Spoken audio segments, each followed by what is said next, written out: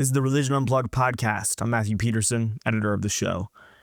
At Religion Unplugged, we talk a lot about how faith shows up in modern movies and TV shows. And more, we're noticing a positive shift. Movies about religion are getting better funding, booking high-profile actors, and holding their own at the box office. One of the projects that fits this category is Amazon's House of David.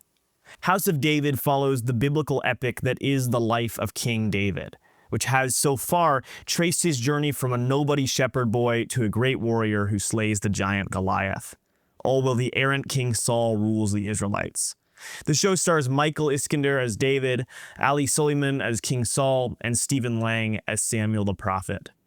When the series came out last year, Religion Unplugged's culture critic, Holmes, said he believed it had potential to be even better than The Chosen, which has, across the board, turned heads for its radical commitment to both biblical accuracy and excellent artistry. With the release of House of David's second season just this spring, Joseph called it one of the best things the faith-based film space has ever made. One of Joseph's most consistent praises for the show has been its ability to balance history and fantasy in a way that treats the story both as an epic Bronze Age myth and as the carefully told story of a man whose life is deeply important to millions of people all around the world. On this week's show, Joseph interviewed John Gunn, who's House of David's executive producer. John and Joseph talked through this balance of myth and reverence, the evolution of faith in film, the complications of portraying romance at a time where arranged marriage was the norm, and more. Here's John and Joseph.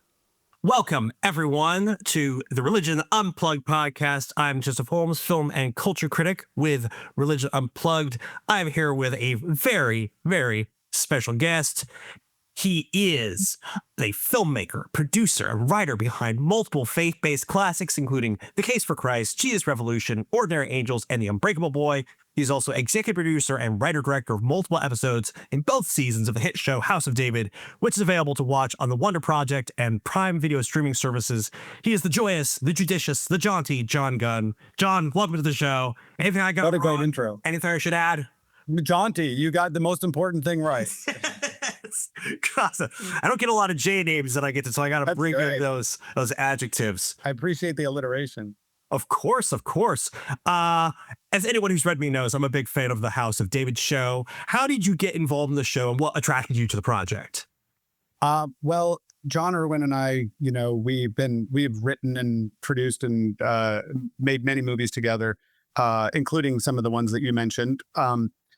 As well as I Still Believe in American Underdog. And when we started talking about the Wonder Project, which is the studio that we sort of run together along with, it's also a streamer now. John had said to me that it had been a dream of his for many years to make the David story.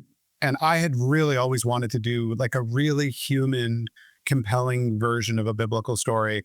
So when he mentioned House of David, it was kind of the perfect combination for both of us. Neither of us had done a period piece like this before. So we dove right in. It's our first television series as well, because we're both feature guys.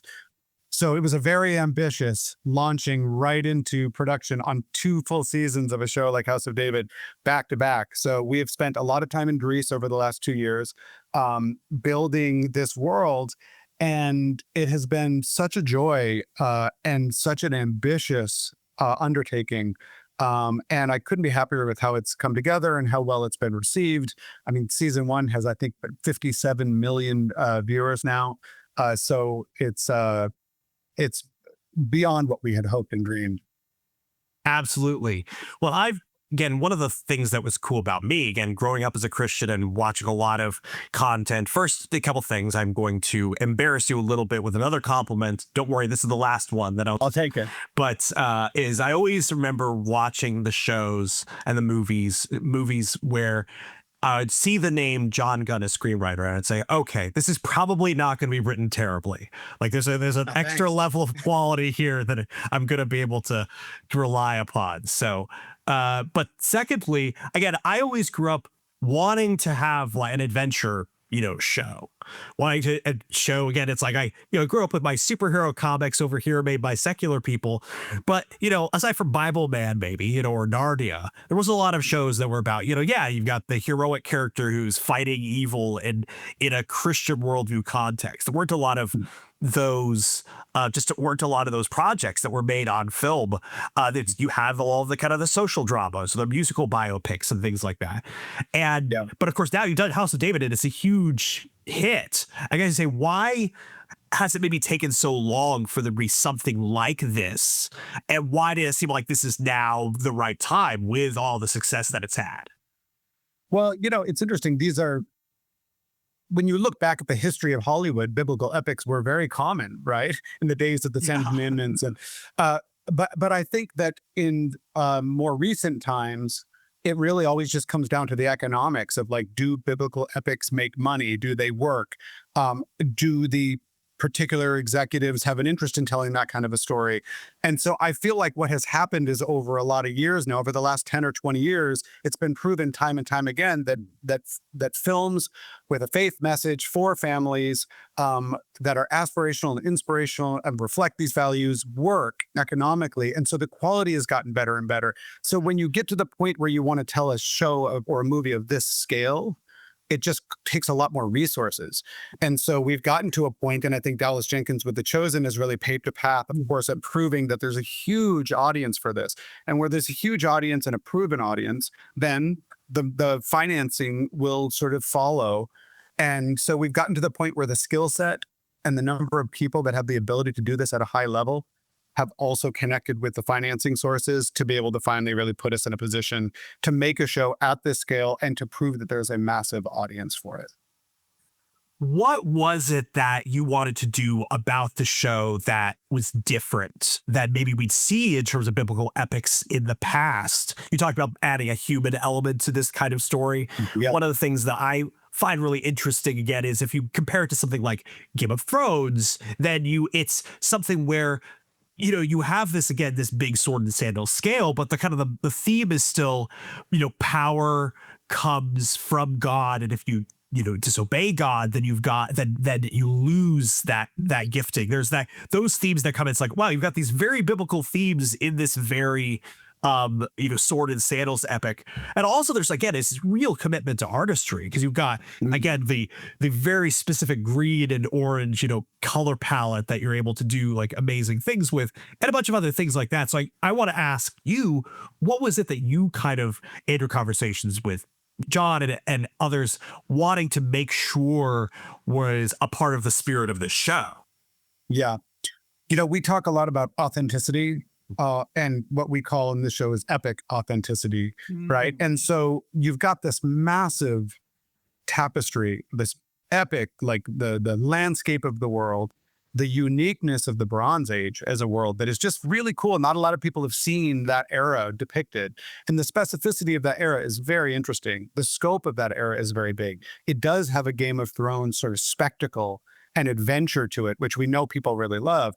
But then none of that really matters if you don't feel deeply connected to these characters. And so it was the combination of the epic and the authentic that for us was like, how do we come at this with full sincerity, right? We want to deep dive into this material, really understand the heart of who David is to start as the center of all of it, and then expand from that into this hero's journey of a young boy who comes from nothing, who is called to a great adventure and a purpose and a destiny so much larger than he ever could have dreamed.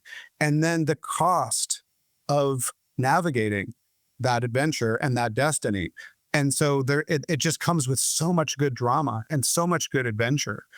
And so, we took our time to really develop all of the relationships within this world. It is the House of David. It is a family story. And the most relatable part of it is that we all have mothers and fathers and brothers and sisters and friends.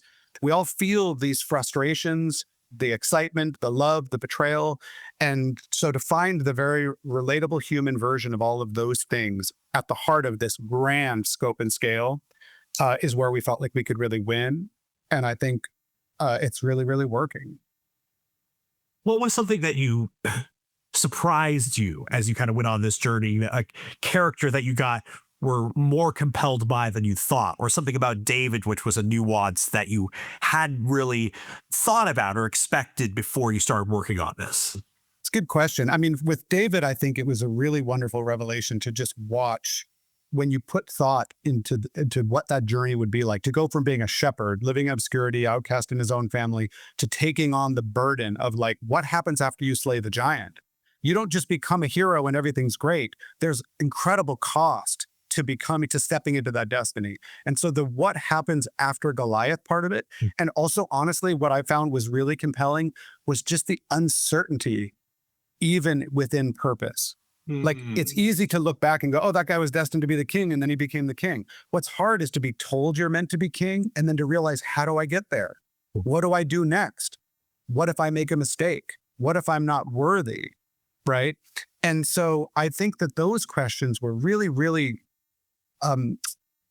we're so vulnerable and so relatable to go like, yeah, we all feel that way. Like, I am determined to make a great movie. But what if I fail at it? What if I don't? What if the money doesn't come, or the resources don't come, or I don't get the actor I want? And then what if it doesn't end up being the thing I thought it was meant to be? And the uncertainty along the way is really what makes it heroic, right? If it just came easily, it wouldn't be heroic. And the cost of that destiny and the uncertainty along the way was really, really relatable, and really a revelation to me.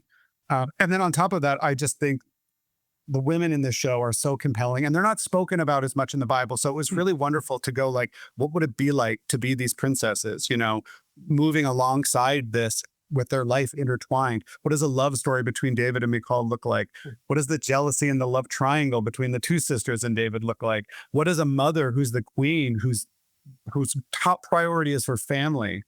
What kind of concessions does she make along the way to protect her family in the midst of this political turmoil? It's all very, very compelling and really juicy stuff. Yeah, absolutely.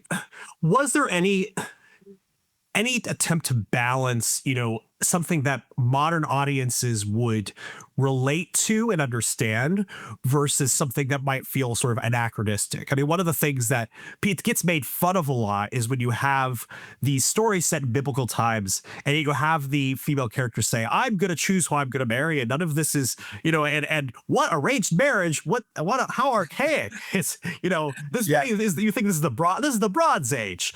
And one of the things I found actually that you guys kind of do that better, where you still have that story between David and Michal, where it's like they want to be together despite how difficult that is in their time period, and then you kind of fight for that, but they still seem to live in a time where there are different underlying assumptions, and that's just one example of that. But I said, right. How did you find that balance of trying to do something that would be palatable to sometimes our assumptions while still not feeling like it's obviously doesn't fit? It's a great question, because the truth is, part of what's compelling about this story is the Bronze Age and the specificity of the Bronze Age, but it also can be very alienating, even for a modern audience who reads the Bible and knows the stories. When you put it up on the screen and you watch the relationships being formed, but they're being formed in a world where, for instance, marriage is never about love. And let's be honest, the Bronze Age is a brutal time, and it's not very friendly to women. So there was a lot for it, but at the same time, we like to think about, how do we take these ideas in this very different time, bring them in front of a modern audience where we hold on to as much of the crunchy details of that are compelling, and reframe it in a way that we can relate to, without disregarding those things. So you're right. Like, there was an episode in season 1 where Michal was meant to marry off a man she doesn't know, and that's just part of what's meant to be. But I still would like to believe that in that era, people still wanted to love the person they were with. They still did not want to be married to an awful person they didn't like. And so we can have some of both, where we go like, I understand this is my duty, and I understand this has always been my destiny to marry someone I probably don't know. But man, wouldn't it be nice if I could be with this boy that I really love? And so we try to hold on to both of those things along the way with many of the details of this. We're obviously not going to show the full brutality of the Bronze Age because it's too violent for a family audience, but the show does have grit and blood and danger and death. So we try and do that in a way that's palatable, stays true to that era as much as we can, but is very fun to watch, entertaining, and something you and your family can watch together, which is important. Well, I want to touch on a couple of those things that you just mentioned. One is doing, something that's essentially the world of Mad Max Fury Road, but doing it PG-13. How you did that balance of like, hey, the faith-based audience cares about family friendliness more than other audiences. So we want it to be something a little bit more, family friendly, I guess would be the word, but while still being faithful to kind of that time period. And then also dovetailing off of that, you have a very weirdly specific genre tone here that's a little bit Lord of the Rings fantasy, and a little bit, Braveheart, where it's a bit more grounded. It's not completely fantasy. So I guess like how you balance that violence and family friendliness, deciding on the PG-13 space, and then also deciding on the combination of tones of what level of fantasy you're dealing with. Those are great questions, because part of the fun of the Old Testament and the biblical stories is that there is a lot of what people in the modern day would say feels like magic. Samuel is a prophet, he's a seer, but he's also kind of a wizard, right? And God and the power of God in the story sometimes feels like the Force in Star Wars a bit, And so we definitely and Goliath. There were legends about how tall Goliath was, but of course we were going to choose the highest, tallest version of Goliath that we could. There were legends about the origin of the giants, and we wanted to lean into that in a way that felt like fantasy, because it delivered something visually compelling and fun to watch.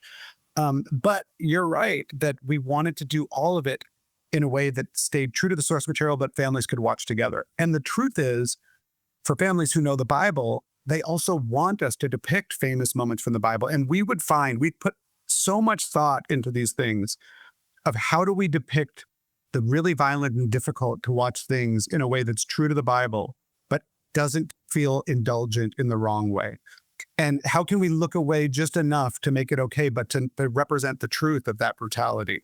And so it's great. It's funny that you mentioned what you do, because Lord of the Rings was a really good model for us, as like a lot of swordplay, a lot of fighting and death, but in a way that isn't too gruesome, and Braveheart was a great example of like really natural, rough fighting that had brutality, but was still a sort of a lift of an aspirational movie about freedom and virtues and values that were compelling. And so our stunt coordinator, Kamani, he came to us early on and said, which version of this fighting are we looking at?